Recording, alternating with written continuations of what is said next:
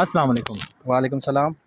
अच्छा, ये पटवारी सारे कहते थे जब हमारी हुकूमत आएगी पेट्रोल 90 रुपये, डॉलर 90 रुपये, चीनी 55 रुपये और बाकी जो चीज़ें हैं वो भी सस्ती करेंगे और जो सबसे बढ़कर जो घी है वो 150 रुपये।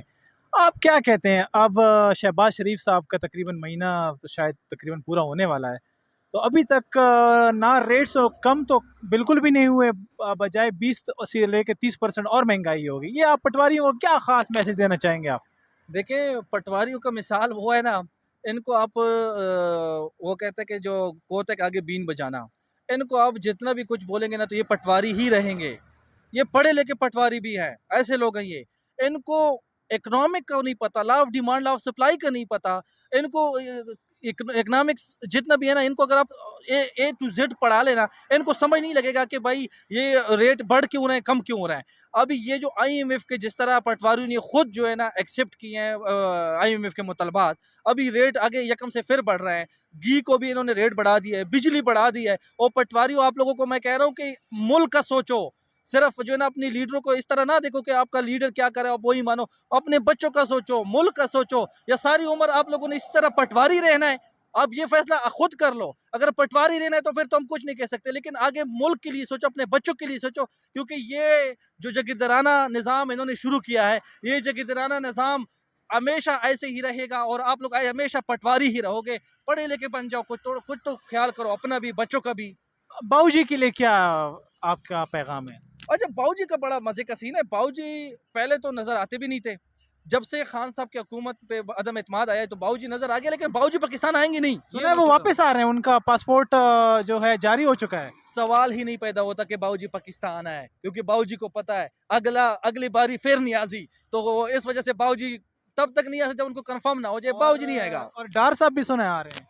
डार साहब तो ये आपको मैं दो चीज़ों की गारंटी देता हूँ कि ना डार साहब ना बाबूजी, ये दोनों में से कोई भी जो है ना पाकिस्तान नहीं आएगा, क्योंकि उनको पता है जब तक खान पाकिस्तान में है ना तो ये आएंगे नहीं। खान से ये इतने डरते हैं ना, क्योंकि वो बंदे में जो ना वो साफ सुथरा बंदा है, उसमें करप्शन का कोई केस नहीं है। वो मुल्क के लिए लड़ रहा है, मुल्क के अवाम के लिए लड़ रहा है, हमारे लिए लड़ रहा है। वो अपने बच्चों के लिए नहीं लड़ रहा। और अपने जो है ना कोई जगीरी नहीं बनानी, अपनी जायदादी नहीं बनानी। अच्छा, जो कल तक कहते थे पेट फाड़ेंगे, सड़कों पे घसीटेंगे, उनके बारे में आप क्या कहते हैं? देखें, मैं आज आपको एक चीज़ बताता हूँ। ये 5 उँगलियाँ देखो, 5 उँगलियाँ, ये मैं आपके सामने दिखाता हूँ। हर उँगली जो है ना डिफरेंट है, ठीक है? एक जैसी नहीं है। लेकिन जब खाने के लिए आते हैं ना, तो ये खाने के लिए इकट्ठा हो जाते हैं। लेकिन जब खा लेते हैं ना, तो ये फिर अलग हो जाते हैं।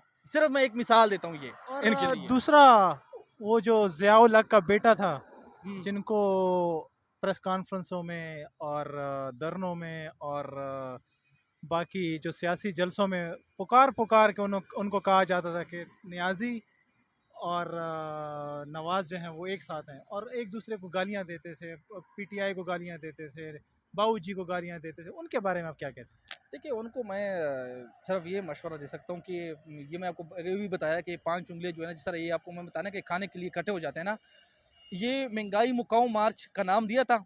ये आपको मैं आज बता दूं, ये केसेस मुकाओ मार्च है। जो इन पे जितने केसेस है आप देखें, 150 से ज़्यादा ईसीएल से नाम निकल गया है, 3000 का नाम दिया है, और भी नाम निकालेंगे।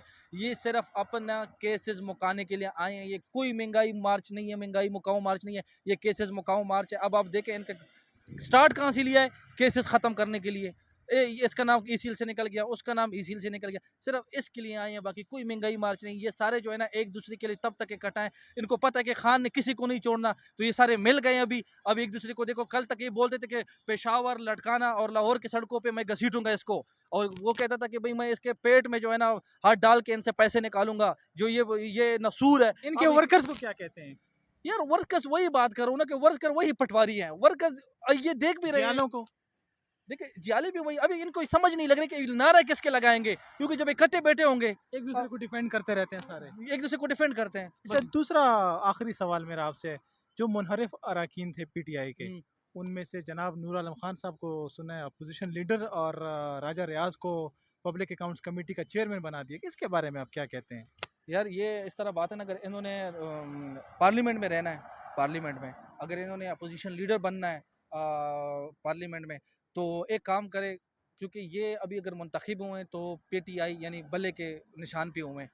ये आए ना ज़रा, इधर से रिजाइन कर ले, क्योंकि ये आईन में भी इसी तरह है ना कि आप आप उनको कह रहे हैं कि हलकों पे आप जाएं, हल्कों पे अपने हलकों में जाएं। अपने हल्कों में आए। आप बड़े तेज हैं। नहीं तेज नहीं, आप हल्के में तो आए ना जरा, परसों इस्तेकबाल हुआ है ना, हल्के में देखते हैं ये खान से हटेंगे, खान के निशान से हटेंगे ना, मैं देखता हूँ इसको 10 वोट भी कोई दे, शायद इसको अपने घर वाला भी वोट नहीं देंगे। ये मैं आपको आज को चैलेंज कर रहा हूँ, आप आए नूर आलम, आपके सामने मैं लड़ता हूँ, आपके हल्के पे मैं इलेक्शन लड़ता हूँ, खान का निशान मुझे मिलेगा ना, आपको 10 वोट लेने भी नहीं दूंगा। खान का एक छोटा सा सिपाही हूँ, लेकिन जब मैं लड़ने पे आऊंगा, आपके साथ इलेक्शन नहीं कंटेस्ट करूंगा ना, तो आप आए, मैं मैदान में हूँ, आप आ जाए। ये थे एक आम शहरी के तासुरात। आपने देखा और आपने सुना कि किस कदर गुस्सा सब में मौजूद है। ये पूरी आवाम जो आज डी चौक में इकट्ठा हुई है, सारों के यही तासुरात हैं। हम मज़ीद लोगों से भी जानने की कोशिश करते हैं कि वो इस बारे में क्या कहते हैं। तब तक के लिए हमें इजाज़त दीजिए। बहुत शुक्रिया।